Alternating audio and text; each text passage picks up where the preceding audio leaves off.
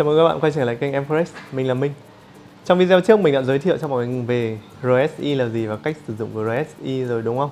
Và trong một lần nữa lại trong tất cả quá trình các bạn sử dụng, các bạn lại nhìn thấy trong những cái chỉ báo trên TradingView các bạn lại có một cái câu hỏi đặt ra, đó là gì? Đó là các bạn thấy một cái chỉ báo nó cũng tên là RSI nhưng mà nó lại một cái tên khác với cái chữ ở đằng trước là chữ Stop. Thì hôm nay chúng ta trong cái video này mình sẽ giới thiệu cho mọi người biết được là Stop RSI là gì và cái công năng của nó là như thế nào, cách sử dụng của nó như nào và ưu nhược điểm của nó là như thế nào so với cái phương pháp cái chỉ báo RSI truyền thống. Về đầu tiên chúng ta luôn cần phải biết được về lý thuyết căn bản, đó là gì, về một cái định nghĩa của một cái chỉ báo. Bất cứ khi nào học một cái chỉ báo chúng ta cần hiểu được và chúng ta cần biết được cái định nghĩa của nó là gì. Thì Stop RSI là gì? Về cơ bản thì là RSI nó là một cái chỉ báo nó phái sinh, nó được hình thành nên từ cái đường giá. Và cái Stop RSI thì nó lại là một cái chỉ báo phái sinh của cái chỉ báo RSI, tức là nó được hình thành trên cái cách tính của RSI đó. Thì đây là một cái chỉ báo mà mình biết là mọi người hay bị nhầm lẫn giữa Stop và của RSI và RSI bình thường.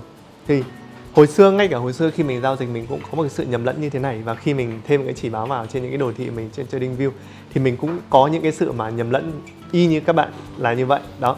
Thì về căn bản Stop RSI nó chỉ đưa ra và nó cũng chỉ làm một cái công việc giống như cái RSI nó đang làm thôi, đó là nó giúp chúng ta hiểu được cái sức mạnh của thị trường nó đang ở trong cái giai đoạn nào, nó giai đoạn quá mua hay cái giai đoạn quá bán, và cái xu hướng của thị trường nó đang ở trong cái xu hướng tăng hay trong một cái xu hướng giảm.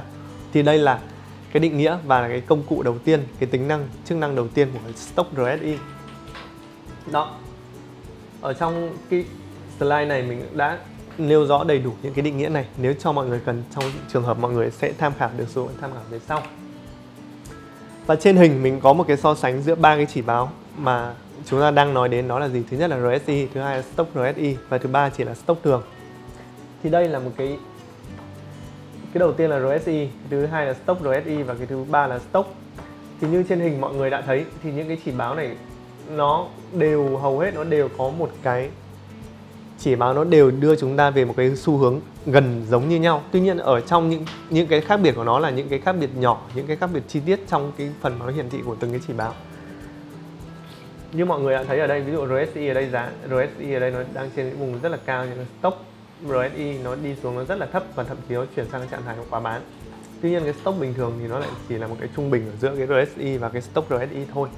Thì hầu hết mọi người có thể thấy đều, ví dụ ở đoạn này nó đều trong xu hướng tăng này, này xu hướng tăng này, này xu hướng tăng này. Nhưng mà đâu đó nó chỉ sẽ có những khác nhau và những cái biến động nhỏ khác nhau trong từng cái chỉ báo. Thì đây là những cái phần khác biệt mà chúng ta sẽ nói ở phần sau của cái video này. Cái phần nội dung tiếp theo chúng ta cần phải nói đến là cái Stop RSI nó sẽ hoạt động như thế nào. Đó. Thì Stop RSI được tạo ra từ một RSI thông thường bằng cách kết hợp với một cái bộ dao động ngẫu nhiên, đó là Stochastic đó. Và cái kết quả của nó sẽ cũng là đưa ra một khoảng nó từ 0 đến 100 và nó sẽ có mức ở giữa là 50, giống như cái RSI bình thường mà mọi người đang sử dụng. Và ngoài ra chúng ta cũng thấy là cái đường trung bình SMA 3 phiên mà được cùng dùng với Stop, thì cái đường này có vai trò như tín hiệu để giảm rủi ro khi chúng ta giao dịch. Đó. Thì đây là cái lý do là tại sao cái Stop này nó có nhiều đường hơn so với cái RSI bình thường. Nó có đến 2 đường, là đường K và đường D. Trong khi cái RSI bình thường nó chỉ có một cái đường duy nhất thôi. Đó. Đây công thức tính. Thì thực ra công thức tính này mình chỉ đưa lên để cho mọi người biết và mọi người hiểu cái cách tính thôi, còn chúng ta sẽ không đi quá là sâu về cái công thức tính. Chúng ta sẽ không quá là chúng ta đào sâu về cái câu hỏi là tại sao chúng ta ra được công thức này và tại sao người ta phát minh ra được cái này. Bởi vì tất cả những cái này đều đã được chứng minh và đều đã được sử dụng từ trong rất là lâu rồi. Cái công việc của chúng ta thời điểm hiện tại là chúng ta biết được và chúng ta học và chúng ta hiểu được cái cách sử dụng của những cái này ở trong cái thị trường hiện tại nó là như thế nào. Đó. Cái cách sử dụng của Stop RSI nó cũng khá là giống so với của cái RSI bình thường, đó là gì? Nó cũng chia ra cái vùng quá mua và vùng quá bán. Thì ở trong Stop thì cái vùng mà quá bán nó sẽ là mức dưới 0.2 và vùng quá mua nó sẽ là 0.8. Thì về ý tưởng của nó là gì? Khi mà giá nó vòng xuống đây thì nó đang ở trạng thái quá bán thì nó sẽ có xu hướng nó đảo chiều, nó đi lên. Và ngược lại, khi mà giá nó vượt qua cái trạng thái quá mua trên này, nó sẽ xu hướng nó sẽ đi xuống. Thì cái đường trên này nó sẽ là 0.8 và cái đường dưới nó sẽ là 0.2. Và một lần nữa mình nhắc cho mọi người là nó cũng giống như RSI thôi, là không phải khi nào thị trường nó ở trong cái trạng thái quá bán thì nó sẽ ngay lập tức nó sẽ đảo chiều, mà có thể là nó sẽ phải có một cái xác nhận nào đó của những cái chỉ báo khác và của một số cái mẫu hình khác thì nó mới chuyển từ cái trạng thái quá bán nó mới sang cái trạng thái quá mua và chúng ta có thể mua lên được. Và ngược lại, khi mà thị trường nó đang trạng thái quá mua, nó cũng phải cần thời gian để nó xác nhận bằng những cái chỉ báo khác thì nó mới chuyển từ cái giai đoạn là nó tăng và nó giảm xuống, đúng không ạ? Đấy là những cái mà mọi người cần phải lưu ý, mọi người cần phải ghi nhớ. Chứ chúng ta không thể nào chúng ta máy móc là quá bán thì chúng ta sẽ mua và quá mua thì chúng ta sẽ bán. Thì đấy là một cái sai lầm rất là lớn của mọi người ở thời điểm hiện tại. Cái thứ hai, chúng ta có thể sử dụng cái stop RSI và cái RSI là gì? Là chúng ta có một cái đường trung tâm. Như RSI nó cái đường trung tâm nó là đường 50, thì ở bên stop RSI thì nó là gì? Nó là cái đường 0.5. Thì chúng ta có thể nhận thấy là khi mà cái đường stop RSI nó đi vượt qua cái đường 0.5 này mà nó có xu hướng đi lên thì nó thể hiện cho thị trường nó đang ở trong cái xu hướng gia tăng, vẫn tiếp tục trong cái xu hướng tăng và có thể nó sẽ tăng rất là mạnh. Và ngược lại, khi mà giá nó tụt qua cái đường stop RSI 50 này và nó đi xuống cái vùng 0.2 thì nó thể hiện cho thị trường nó đang có một cái xu hướng giảm. Đây là một cái lưu ý khác và một cái cách sử dụng khác mà mình thấy rất ít người để ý, khi mà mọi người chỉ quan tâm đến quá mua quá bán thôi và mọi người quên mất là ở giữa nó có một cái đường trung tâm nó đóng vai trò rất là quan trọng. Thì cái đường đó mọi người hình dung như nó là một cái đường đóng một cái vai trò ở trạng thái thị trường, ở trạng thái nó cân bằng, và nó vươn lên trên thì nó sẽ là xu hướng tăng và tụt xuống dưới nó sẽ là cái xu hướng giảm. Và cái cuối cùng mình muốn nói mọi người đó là gì? Cái stop RSI và cái RSI này đó là gì? Về những cái điểm giống nhau thì nó đều là những cái công cụ chỉ báo động lượng về cái sự dao động của thị trường, đều cho chúng ta biết được là thị trường nó đang ở trong cái trạng thái quá mua hay nó đang ở trong cái trạng thái quá bán, và chúng sẽ cho chúng ta biết được là thị trường nó có xu hướng nó sẽ tăng hay là thị trường nó sẽ có xu hướng nó sẽ giảm thông qua cái việc mà nó đi qua cái đường 50 hay nó tụt xuống cái đường 50. Đấy là cái mục tiêu và cái chung của hai cái stop RSI và cái RSI này. Tuy nhiên nó sẽ có những cái khác biệt như sau. Đó là gì? Về stop RSI như mọi người đã thấy trên màn hình đó là gì? Đó là stop RSI nó chạy nhanh hơn.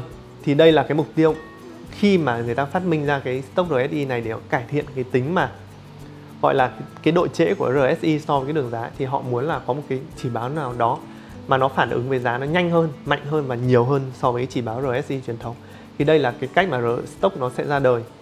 Thì nó mang trong mình cái ưu điểm đó thì nó sẽ giúp cho chúng ta có một cái phản ứng nhạy hơn so với giá của thị trường.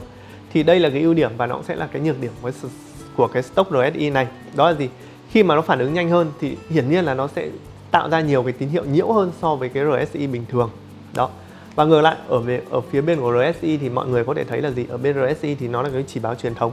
Có thể là nó sẽ phản ứng đâu đó nó chậm hơn so với cái đường giá, nhưng mà nó sẽ có một cái mọi người thấy ở đây đó là gì? Nó sẽ có một sự đáng tin cậy hơn nhất định so với stop RSI. Cái gì nó đi nhanh quá mà nó phản ứng nhanh quá với giá thì nó sẽ thường đưa ra những cái tín hiệu mà nó bị sai.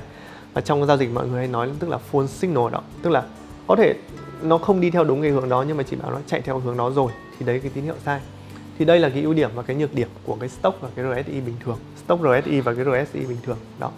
Thì đây là những cái điều mà mọi người cần phải cân nhắc và mọi người cần phải biết khi mọi người tìm hiểu về cái stop RSI này. Và lời khuyên của mình đối với những bạn mới và những người mới bước chân vào thị trường đó là gì? Đó là khi mà mới bước chân vào thị trường này và khi mà chúng ta mới tham gia vào thị trường này, mới tìm hiểu về thị trường này, lời khuyên của mình cho mọi người đó là gì? Đó là mọi người chỉ nên sử dụng RSI thôi. Có thể nó chậm hơn, mọi người có thể thấy nó chậm hơn, nhưng mọi người cần phải làm quen với nó trước đã, để mọi người biết được là tại sao cái thị trường nó chuyển động như thế nào và cái stop và cái RSI nó như thế nào để biết được thị trường quá mua và thị trường quá bán. Có thể nó chậm hơn một chút làm cho mọi người mất đi một vài cái entry, một vài cái cơ hội để mua hoặc bán, nhưng mà không sao. Theo quan điểm của mình là đấy là chỉ mất cơ hội thôi chứ nó chưa phải là mất tiền. Còn nếu mà lúc mới đầu mọi người sử dụng luôn cái stop RSI thay cho cái RSI bình thường thì bởi vì nó đưa ra quá nhiều cái chỉ báo và nó phản ứng quá nhanh với đường giá, thế nên có thể nó sẽ đưa ra những cái chỉ báo nó bị nhầm, bị sai đó. Thì đây sẽ là những cái lúc mà mọi người sẽ bị mất tiền thay vì mọi người mất cơ hội như RSI, đúng không? Thì bên kia mọi người chỉ mất cơ hội thôi và mọi người vẫn còn tiền. Còn bên này nếu mọi người dùng cái stop này một cách mà gọi là máy móc và gọi là muốn thể hiện bản thân, muốn khám phá những cái điều mới thì nó có thể làm cho mọi người mất tiền trước khi mọi người mất cơ hội đó. Thì mất tiền nó là một cái điều gì đó nó rất là tồi tệ và nó sẽ giúp và nó sẽ làm cho tài khoản các bạn nó sụt đi trông thấy. Thì đây là cái lời nhắc và cái lời nhắn nhủ của mình với mọi người là nên sử dụng RSI trước đã. Và trong cái phạm vi video này chúng ta chỉ biết về đơn giản về cơ bản của stop RSI thôi. Và ở những cái video sau mình sẽ chỉ cho mọi người và mình sẽ hướng dẫn mọi người sử dụng cái stop RSI này như thế nào để nó đem lại cái lợi nhuận tối đa nhất, đem lại cho chúng ta nhiều cơ hội chúng ta chiến thắng nhất ở trong những video sau. Những cái video chúng ta cần thêm thời gian, chúng ta cần thêm thông tin và chúng ta cần thêm những kiến thức nâng cao hơn để chúng ta áp dụng được, đúng không ạ? Và rất cảm ơn mọi người xem video này của mình ngày hôm nay và hẹn gặp lại các bạn trong những video lần sau.